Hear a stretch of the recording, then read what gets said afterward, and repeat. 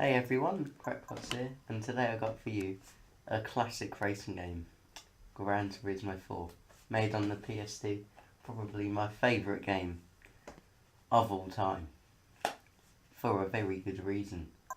It is simply phenomenal. It had the greatest graphics for many, many years before the PS3 came out. This was the tip-top of the graphics world. Today we're going to be playing the Gran Turismo mode, the heart of the game. Hopefully we'll try and do a little series on it. Sorry about that, it sometimes gives you a little replay, a taster, if you don't move the analog sticks enough. So I've got to keep on moving this while I talk. But what was I saying? This is GT mode, heart of the game. Probably one of the best games of all time. Let's begin. Now this is the home screen, this is where most things happen.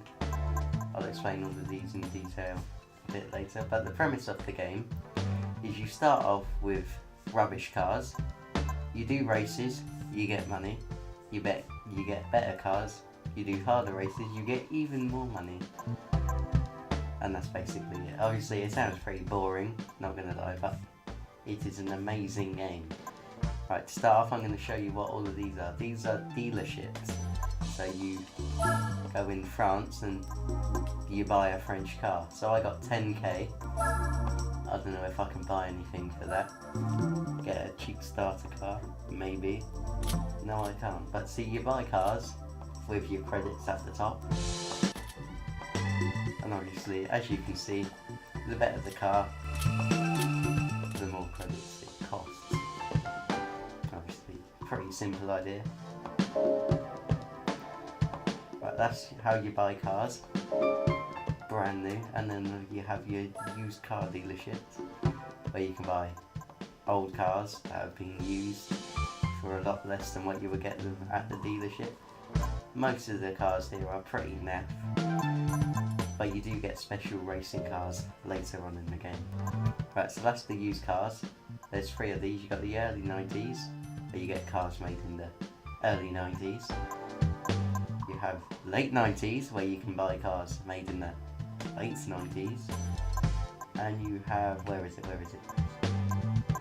Sorry, I can't put there. Used car 1980s, and this is where you get cars made in the 1980s or less than that. Obviously I'm playing on the PAL version of this game because I live in the UK. In America this would be the historic used cars that you get, but they just changed the name from 1980s to historic. Right, so that's your cars. You've got your tuning cars as well, where you get some pretty fast cars in completed models. You have the Skyline with 600 brake horsepower. Phenomenal car that. Probably buy that later on.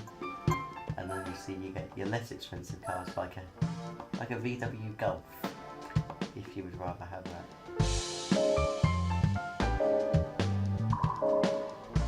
Right, so that's how you get your cars. Now you're probably asking, how do you race? And you click on these little Colosseums here. And obviously you start off doing some racing. So for the FR challenge, you would have to enter with a car that is front engined but rear wheel drive, so like a Skyline. 4-wheel drive challenge, cars with 4-wheel drive. MR challenge, mid-engined wheel drive. Lightweight cup, really light cars. Roadsters, pickup trucks. All of it you get in this game. And then some of the later races, you have to have a license, which you can see, like the A's and the B's. Obviously, licenses you obtain by doing little mini challenges. So like this. Obviously, this is a starter one. You just gotta drive up and brake at a line. It's not that difficult. And you're rated out of bronze, silver and gold. And you get cars. You get 3 cars by getting the full set of licenses. So I think you get a VW Polo or Lupo for getting bronze on the Bs.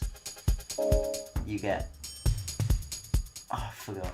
Oh well, it's irrelevant, but you get good cars later on. Depending on obviously what grade you get out from silver and gold. Right, special events down here. They're your rallies. They're pretty difficult stuff. Be taking them on later when I have decent cars and I couldn't have learned to drive. And then finally up here you have your endurance races. Now then, yeah, I have to complete a quarter of the game to even enter. Now these are proper difficult. They are stupidly long. You have 24 hours of the Mons, and there's 2 of them in there. It's ridiculous. Depending on how the series go, I may or may not try one, and hopefully you won't get bored. So that's my little introduction to the game. If you're hyped for this, give me a little like, helps me out a lot, and I will see you soon. Bye bye.